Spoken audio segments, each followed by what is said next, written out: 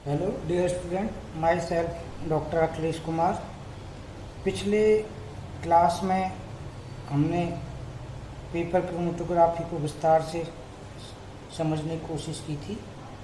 उसको आगे बढ़ाते हुए पेपर क्रोमेटोग्राफी की टेक्निक्स ऑफ पेपर क्रोमेटोग्राफी कि किस टेक्निक से आप इसको थोड़ा समझेंगे जिससे आसानी से अपने को समझ में आ जाए। पेपर क्रोमेटोग्राफी वन डायमेंशनल या टू डायमेंशनल दोनों आधार पर आप एक्सप्लेन कर सकते हो। एक डायमेंशनल में मिश्रण के विलयन को एक बूंद फिल्टर पेपर के एक सिरे पर रखी जाती है। इस धब्बे को सूखने दिया जाता है। इसके पश्चात धब्बे युक्त कागज को उपयुक्त विलायक में रखा जाता है। विलायक धब्बे के ऊपर से निकलता है तथा निकलते समय पदार्थ को भी अपने साथ ले जाता है। विभिन्न पदार्थ अलग अलग दर से गति करते हैं। ये गति पदार्थ के कणों का आकार, पदार्थ की प्रकृति, विलायक विसरण गुणांक तथा अन्य अनेक कारकों पर निर्भर करती है। प्रक्रिया समाप्त होने के बाद प्राप्त अंतिम पेपर फिनिश पेपर क्रोमेटोग्राम कहलाता है। किंतु अनेक पदार्थों को उपयुक्त परिस्थितियों में पृथक नहीं किया जा सकता, क्योंकि अनेक पदार्थों के मान अत्यधिक निकट या लगभग बराबर होते हैं। इस समस्या का समाधान टू डायमेंशनल पेपर क्रोमेटोग्राफी द्वारा किया जाता है। टू डायमेंशनल क्रोमेटोग्राफी में पहले एक डायमेंशनल क्रोमेटोग्राफ प्राप्त किया जाता है। इसके पश्चात कागज को पहले तल के सापेक्ष 90 डिग्री पर घुमा दिया जाता है। भिन्न भिन्न विलायकों द्वारा क्रोमेटोग्राफी की जाती है। इस प्रकार से एक दूसरे को ओवरलैप करते हुए आरएफ मानों से पृथक कर लिया जाता है। आरएफ वैल्यू को अपन पहले भी देखा है। आरएफ वैल्यू के मान में विलयशील सॉल्यूट पदार्थ और विलायक सॉल्वेंट की आपेक्षिक गति की दर को प्रदर्शित करता है। आरएफ वह अनुपात है जो किसी यौगिक की अधिकतम सांद्रता द्वारा चली गई दूरी तथा विलायक द्वारा चली गई दूरी के मध्य होता है। दोनों दूरियां के नमूनों के प्रारंभ बिंदु से नापी जाती हैं और इसके आधार पर इसके आरएस मान निकाले जाते हैं। तो आरएस मान पदार्थ के द्वारा तय की गई दूरी तथा मानक पदार्थ द्वारा तय की दूरी का अनुपात होता है। यानी इससे आरएस मान से भी आप इसको ज्ञात करते हैं। तो पदार्थ द्वारा तय की गई दूरी और मानक पदार्थ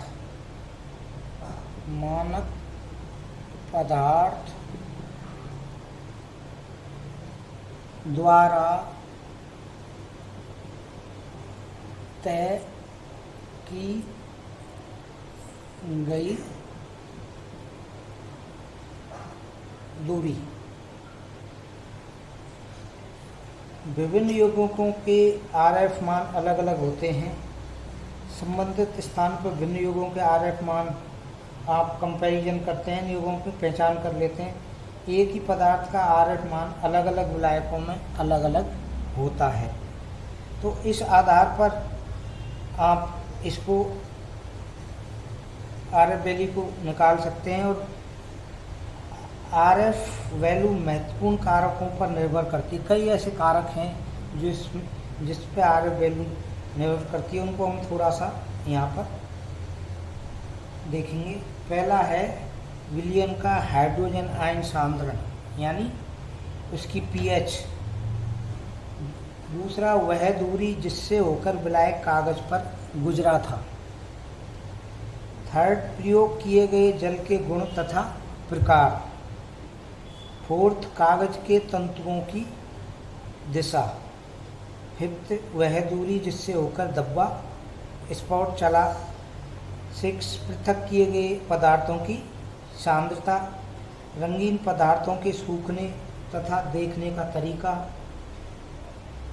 नेक्स्ट कागज पर मौजूद अशुद्धियाँ तथा कागज पर एडजॉर्प्शन की दर।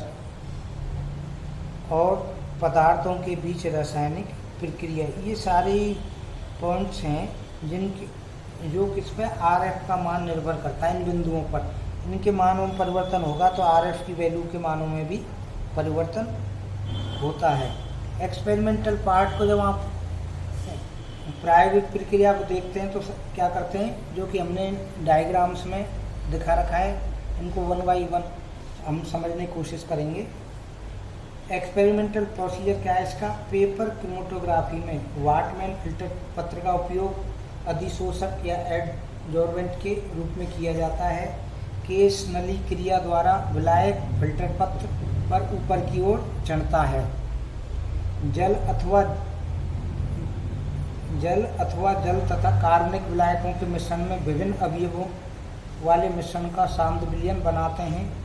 अब इन विलयनों को फिल्टर पत्र की पट्टी के एक सिरे के निकट लगभग 2 से 3 सेमी ऊपर मिश्रण का बिंदु स्पॉट लगाते हैं और शुष्क करते हैं।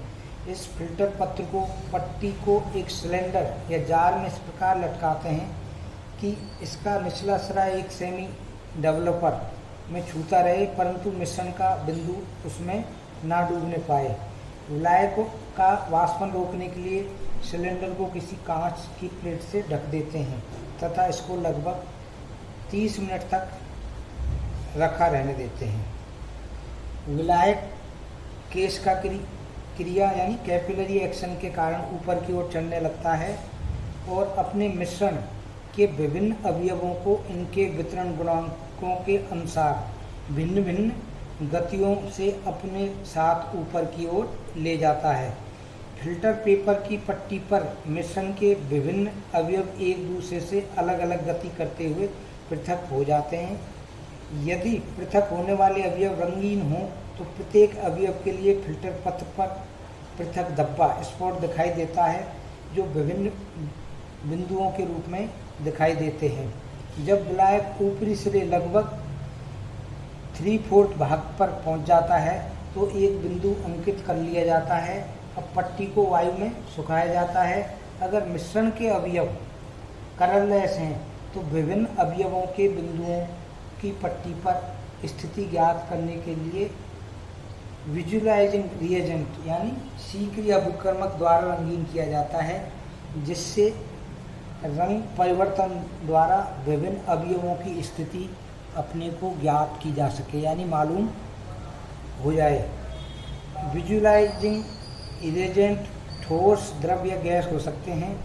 धात्विक आयनों के लिए उपयुक्त विजुलाइजिंग रिएजेंट के रूप में H2S गैस होती है तथा ठोस के यानी गैस के फॉर्म में क्या ले सकते हैं, H2S गैस, और सॉलिड के रूप में आप ले सकते हो पोटेशियम डाइक्रोमेट K2Cr2O7। द्रव जैसे जल, एथेनॉल आदि विजुलाइजिंग रिएजेंट काम में लिए जाते हैं। विजुलाइजिंग रिएजेंट का उपयोग निम्न में से किसी भी एक विधि में किया जा सकता है, यानी फिल्टर पत्र पर अभिकर्मकों की बौछार या फुहार डालकर और दूसरा अभिकर्मक के विलयन में फिल्टर पत्र को डुबोकर। तो हमने जो ये डायग्राम को समझाया है, इसमें कौन सी विधि है, ये फुहार विधि। फुहार विधि में आपने ऊपर क्लिप से इसको कर रखा हुआ है यहाँ पर, जबकि फिल्टर पत्र, ये फिल्टर पत्र है चारों तरफ लगा रखा है, जिसको बीच में इससे डॉट डॉट से हमने बिल्कुल सेपरेट किया हुआ है। जबकि अवयवों के चिन्ह ये जो बनाए हुए हैं, ये क्या है, अवयवों के चिन्ह हैं। इसके नीचे नमूने के बिंदु, ये जो आपको ये डॉट दिख रहे हैं, ये क्या है, नमूने के बिंदु हैं। ये फुहार विधि में काम लेते हैं। फुहार विधि का प्रोसीजर क्या है, क्रोमेटोग्राम अर्थात फिल्टर पत्र को स्टैंड पर किसी क्लिप की सहायता से लटका, ये क्लिप से इनको लटका रखा है, अपने फिल्टर पेपर को लटका देते हैं। इन पर विजुलाइजिंग रिएजेंट की फुहार डाली जाती है। ये फुहार फिल्टर पत्र से 11 से 15 इंच की दूरी से डाला जाता है। फिल्टर पत्र पर फुहार ऊपर से नीचे तथा दाएं से बाएं छनते हुए धीमे धीमे डाली जाती है। फुहारें अधिक नहीं डाली जानी चाहिए ताकि धब्बे ज़्यादा फैल नहीं पाएँ, इसलिए एक लिमिट तक ही इसको अपन फुहारों का यूज करते हैं। दूसरी विधि होती है डिपिंग मेथड, इस विधि में भी वाष्पशील विलायकों का चुनाव किया जाता है तथा ऐसे विलायकों का चुनाव किया जाता है जिसमें नमूने के मिश्रण के अवयव अविलय हों। इस क्रिया में विलायक शीघ्रता से वाष्पित हो जाते हैं और अंत में केवल अवयव के धब्बे क्रोमेटोग्राम पर रहते हैं। इस विधि में छोटी ट्रे काम में ली जाती है। तो फुहार विधि से आप समझ सकते हैं कि भाई इसको किस तरह से आप काम में लेंगे। पेपर क्रोमेटोग्राफ का विकासन या डेवलपमेंट कैसे करते हैं, तो ये 3 प्रोसेस हैं इसकी भी, जिसमें अपन 1-2 प्रोसेस को यहाँ देखेंगे। एक मेनली 2 प्रोसेस ज़्यादा काम में ली जाती हैं, एसेंडिंग डेवलपमेंट, ये नंबर 1 और नंबर 2। एक तो आरोही विकासन या एसेंडिंग डेवलपमेंट और दूसरी क्या है, डिसेंडिंग डेवलपमेंट या अवरोही विकासन। आरोही विकासन में आपको इस डायग्राम से बिल्कुल क्लियर हो रहा है, क्लिप से इसको क्या कर रखा है, फिल्टर पेपर के यहाँ से, और ये विकासन जार है, डेवलपिंग आपके ये जो दिखा रखा है डायग्राम, और नमूने की यानी सैंपल की बूंद यहाँ पर आपने कर दिया। और ये क्या है जो इसके दिखाया हुआ है, ये विलायक। इस विधि में फिल्टर पत्र को स्ट्रिप को क्लिप की सहायता से विलायक जार में लटका देते हैं, जो कि यहाँ पर बिल्कुल क्लियर हो रहा है कि इस क्लिप से आपने क्या किया, सॉल्वेंट के साथ इसको लटका दिया। और जो नमूना जिसको अपने को करना है टेस्ट, उसकी बूंद को यहाँ पर नमूने की बूंद को दिखाया गया है। और ये पूरे जार को क्या बोले, डेवलपिंग। और ये मेथड कौन सा है, एसेंडिंग डेवलपमेंट। इस विधि में फिल्टर पत्र की स्ट्रिप को क्लिप की सहायता से विलायक युक्त जार में लटका देते हैं, जिससे फिल्टर पत्र का निचला भाग लगभग 1 इंच विलायक में डूबा रहता है। ये जो नीचे 1 इंच है डूबा हुआ है, तथा नमूने विलयन की बूंदें विलायक की सतह से 1 सेंटीमीटर ऊपर रखी हुई। इस चित्र से इस चीज़ को स्पष्ट कर सकते हैं। दूसरा है इसका प्रोसीजर अवरोही यानी डिसेंडिंग विकासन। आपके यहाँ पर वही इसका क्रम अलग है, इसलिए फिल्टर पेपर ये है, नमूने के विलयन की बूंद यहाँ पर है, जो कि यहाँ दिखा रखी थी, जबकि विलायक युक्त बर्तन ये जो लिया है यहाँ, जबकि यहाँ पर अपन कहाँ ले रहे थे, नीचे ले रहे थे, जबकि यहाँ पर आप ऊपर अवरोही क्रम में। इस जो डायग्राम में आप क्या से ये स्पष्ट हो रहा है कि इस विधि में एक बर्तन में विलायक लिया जाता है। ठीक है, ये बर्तन है विलायक का युक्त बर्तन लिया जाता है, जिसमें फिल्टर पत्र का एक सिरा डुबोकर शेष फिल्टर पत्र को नीचे की ओर लटका दिया जाता है। ये डुबो रखा और इसको नीचे की ओर लटका देते हैं, जिससे विलायक के अणु ऊपर से नीचे की ओर बढ़ते जाते हैं। यह विलायक केश नलिका क्रिया के अतिरिक्त ग्रेविटेशनल फोर्स यानी गुरुत्वाकर्षण बल को भी महसूस करता है। और तो इन दोनों डायग्रामों से बिल्कुल स्पष्ट हो जाएगा कि आप कौन सी विधि को, प्रोसीजर को आप एक्सपेरिमेंटल या टेक्निक्स में काम ले रहे हैं, इसके आधार पर समझा सकते हैं। एक तीसरी विधि भी है, रेडियल या सर्कुलर डेवलपमेंट। इस विधि में फिल्टर पत्र संख्या 1 का वृत्ताकार टुकड़ा लेकर उसके एक किनारे से केंद्र तक इस प्रकार काटते हैं कि यह एक बत्ती जैसी बन जाती है। अब मिश्रण के विलयन को एक फिल्टर पत्र के केंद्र में अर्थात बत्ती के अंतिम छोर पर लगा देते हैं। इस फिल्टर पत्र को गोल्ड डिस्क के ऊपरी किनारे पर रख देते हैं। डिस्क में विलायक भरा रहता है। अब बत्ती को नीचे इस प्रकार लटका देते हैं कि इसका एक सिरा विलायक में डूबा रहे। विलायक केश करने की क्रिया द्वारा बत्ती में चढ़ने लगता है, फिल्टर पत्र पर वृत्ताकार रूप में फैलने लगता है।